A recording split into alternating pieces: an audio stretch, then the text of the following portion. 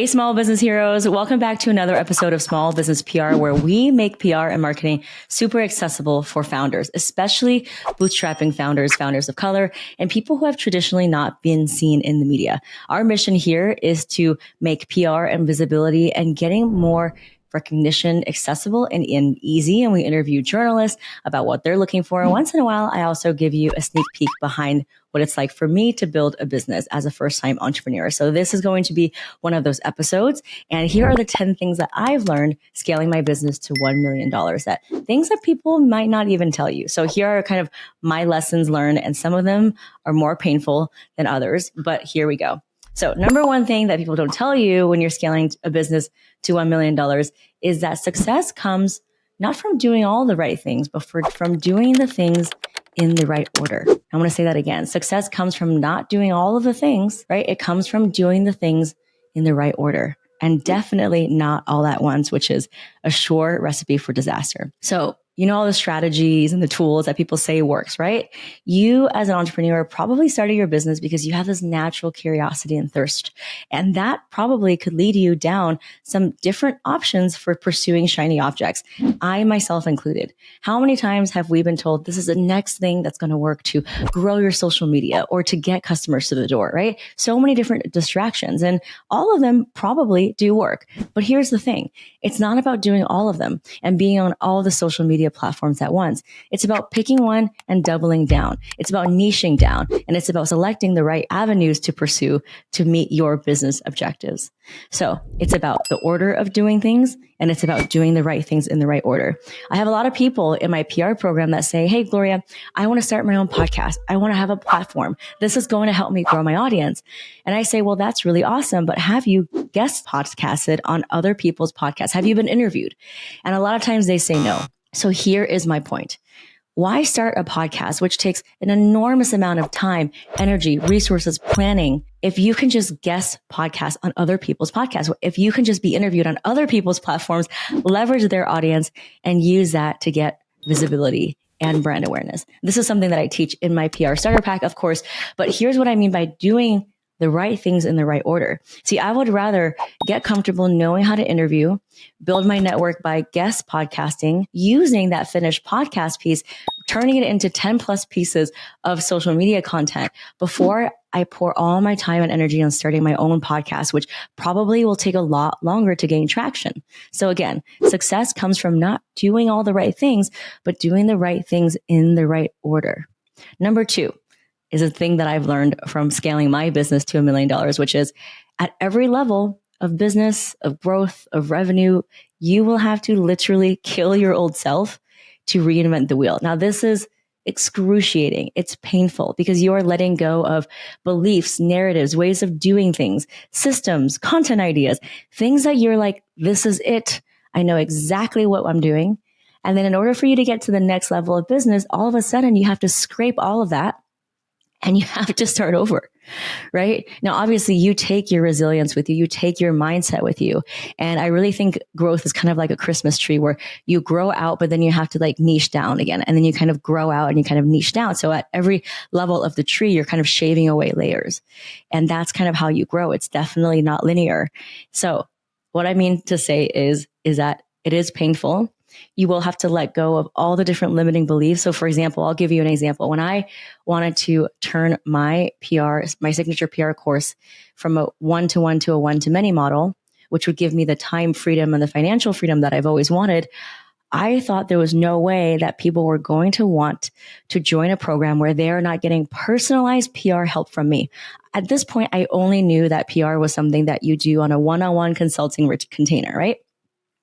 I had to basically face that fear. I had to get over that limiting belief. I had to imagine something else entirely to create my signature program now, which is a one-to-many where people do get direct coaching and learn from the group, and they get enormous amount of wins. So I'm able to scale my revenue and my impact because every day we have tons of founders and they're posting they got featured in Allure and they got featured in Fast Company.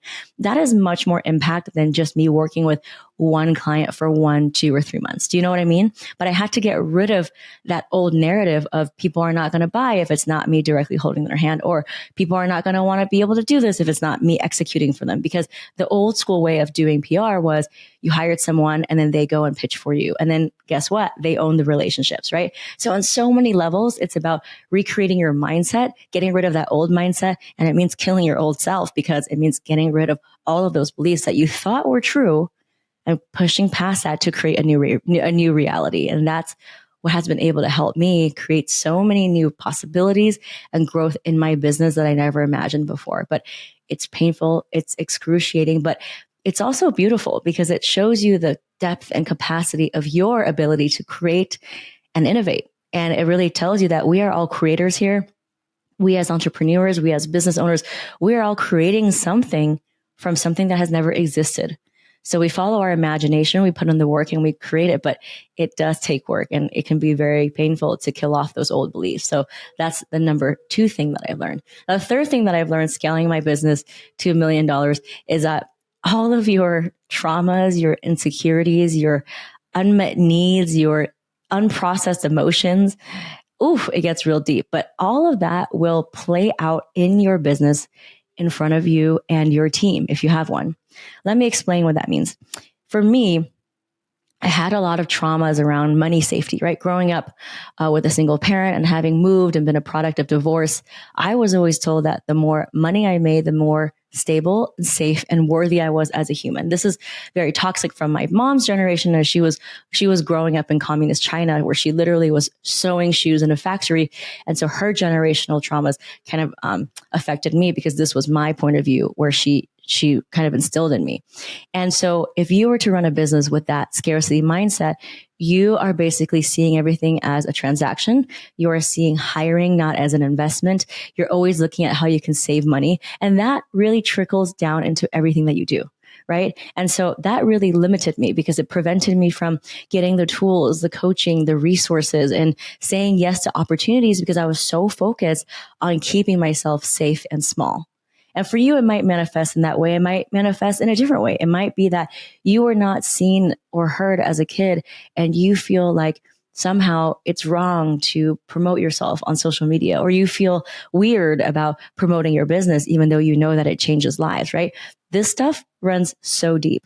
And we are lucky to be entrepreneurs where we get to literally have a playground to work out all of those things, but it can be really painful and terrifying to see those old patterns, if unaddressed, if unworked on, play itself in business. I think about all the times where I could have said yes to opportunities, but because I was worried about keeping myself safe, I was worried about saving money.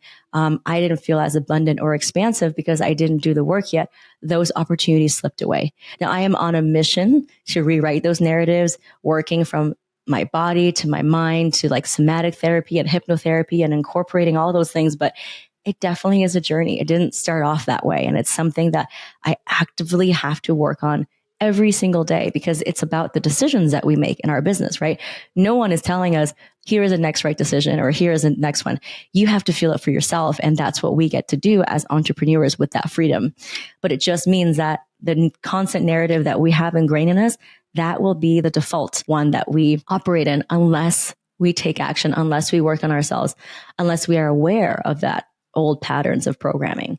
It ripples through your relationships with other people, how you give and receive your time, right? How you network, how you think that you can advocate for yourself for some opportunities that are maybe out of reach, and also how you deal with defeat and failure, all of those things. And that's why I say it. Business is really our playground to look at all of our unmet needs and unhealed traumas so that we can take action.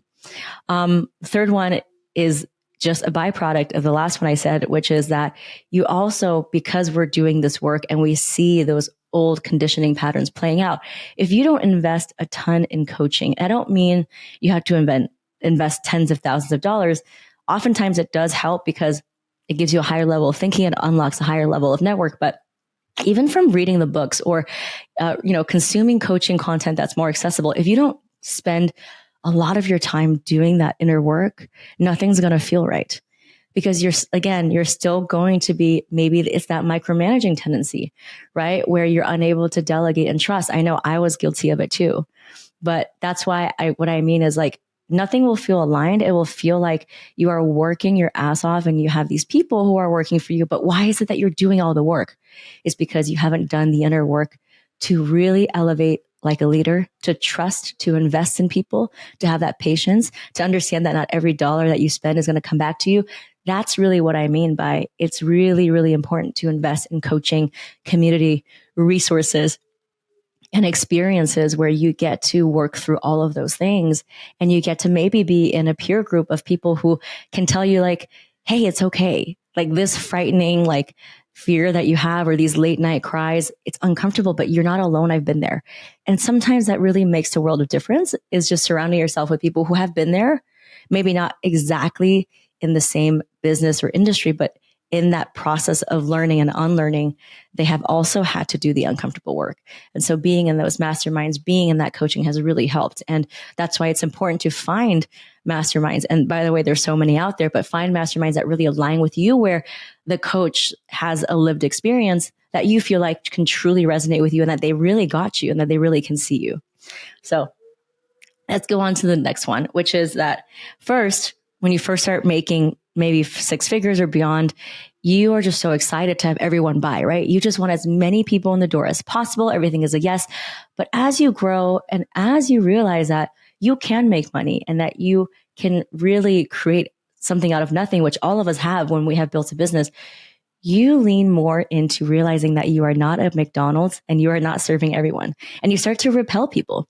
You start to have people who are like, oh, no, this is not for me. I actually want to work with you in this way. And you're going to be in a position, in an empowered position to say, well, this is really not how I work with people. I have my program for a reason. And this is how I work with people because this is how it's proven to get results. And that is such a liberating and powerful place to be, where you realize that you are not for everyone and that maybe some things in your messaging is actually repelling people. And that's a good thing. You want people to be repelled because it means that you are stepping up in leadership. People want to follow leaders, and leaders take a stance. Leaders are not wishy-washy. They're not one size fits all.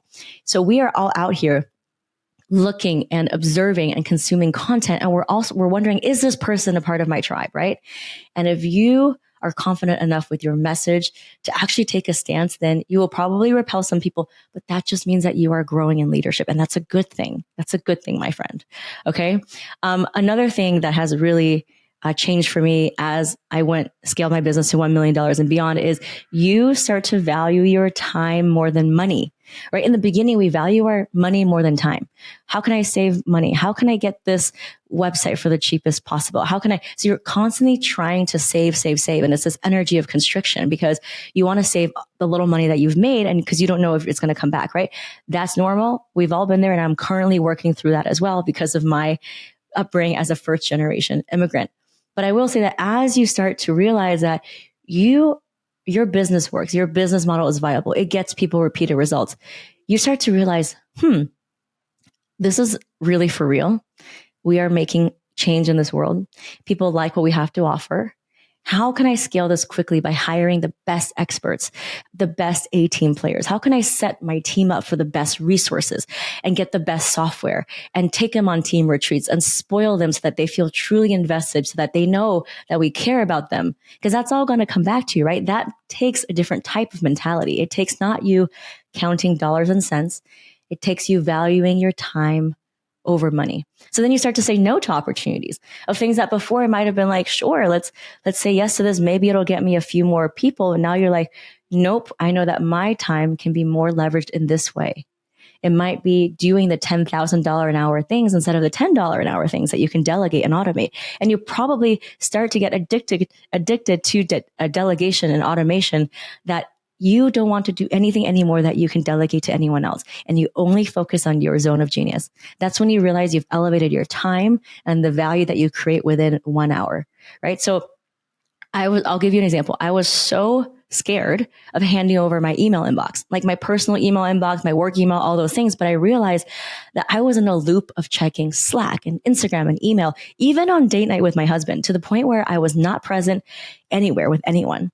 And so as I built my business, I realized like, why am I not delegating more to the people already on my team who are good at what they do, right? How can I just increase their hours, pay them a little bit more so that I can have the peace of mind where I'm not constantly checking email every 30 minutes and I have a whole block of afternoon where I am strategizing offers, where I'm building strategic relationships, where I'm doing things that only I can do, like record this podcast.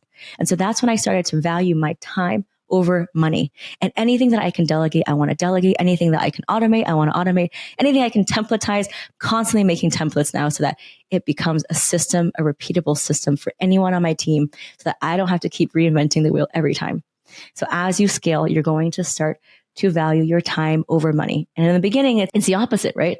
But as you scale, you're going to learn that time is more important than money and you start to take action from that place. And that's a very powerful place to be in. That's going to help your success. It certainly has helped mine. So the next thing is that, in the beginning, you're watching your money, your resources, everything so closely, right? You're like, I got to just keep tabs on everything. And so you want to have an instant ROI from everyone you hire or from every event that you throw. But as you grow and you scale, you realize that not all of the gains can be measured and quantifiable in a tangible way, right? Not everything is going to be a monetary gain or maybe adding someone to your network. Sometimes it's just a law of energy where you give because you know that you are in an abundant place, that you can host a free happy hour where you pay for all the drinks and food, but you make your community feel seen. And yeah, you're not getting money back from that event, but spiritually, you're getting that good karma. Spiritually, you are rising in your ability to lead.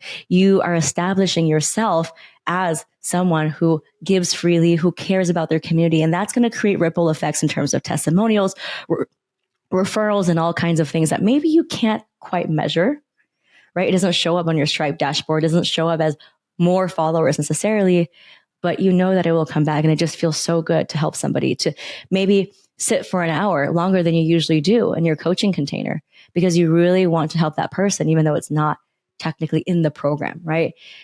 Those are all the things that you feel super blessed and grateful to be able to do as you scale.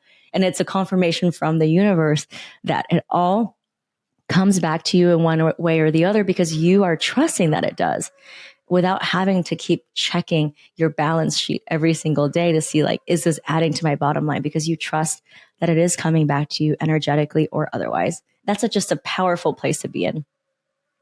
Another thing is that you realize as you scale how brainwashed we've become just from listening to all of the other funnel bros and marketing bros about this is how you do your business. Now, to be clear, I also use those things in the beginning, right? Because those are all the people that we learn from when we first build a business. We learn from like the same 5 dudes who have been creating these playbooks. And it does help. In the beginning, it does help get you launched. It does help maybe make your first 6 figure. But if you want to make multiple 6 figures or 7 figures, you're really going to have to decide what is true for you out of that playbook. And it's time to write your own playbook because at that point, you have an audience, you have your point of view, you have heard from your audience why they decided to buy from you and not other people. And from all of this market research and confirmation, you become a new playbook. You are in a position of knowledge and resource and experience where you can write your own playbook of what's true for you. So there is power in abandoning those playbooks of other people. It's scary because we're always looking for the next right thing, right? We're always like, please just tell me what to do. But as you scale, you learn that a lot of the times the success comes from not doing what traditionally everyone's doing. And if anything, this year in online business has taught us that what has worked is not going to work anymore. And then you're going to be able to practice that skill of resilience, of leaning into trust and innovation. Because what is entrepreneurship if it's not innovation, right? I feel like we start off having these great ideas and somehow we just get pigeonholed into doing things a certain way because we are listening from the same people online. But now it's your time. If you want to grow, lean into your limitless ability to create, to have higher levels of thinking, to unlock new possibilities. And that's where the success is going to be. So I had to do that for myself. I had to cleanse myself of a lot of the things that I thought were true that were no longer true for me. And in doing so, I've been able to really take a stand and have people come my way, join me, follow me, and tell me that they loved what I had to say about X, Y, and Z, and how they too rejected X, Y, and Z, right? Again, it's all about taking a stance. And this is just a powerful place to be in. Second to last thing is that your ability to grow, right? Our ability to grow as business owners is in direct relationship to our ability to trust and delegate to other people. Now, if you look at the most successful entrepreneurs, they are not doing the day-to-day, like managing, like, have you done this? Have you checked this? No, they are stepping back and empowering their team and giving them the resources so that their team is doing the execution. If you look at the most successful Fortune 500 CEOs, they are not doing the day-to-day. They are making sure that they're getting out of the way so that their team can really elevate and do their best work. Now, that takes a tremendous amount of leadership skills, of patience, of coaching, of understanding how to develop talent, of how to give feedback, how to have tough conversations, how to put the right people in the right seats.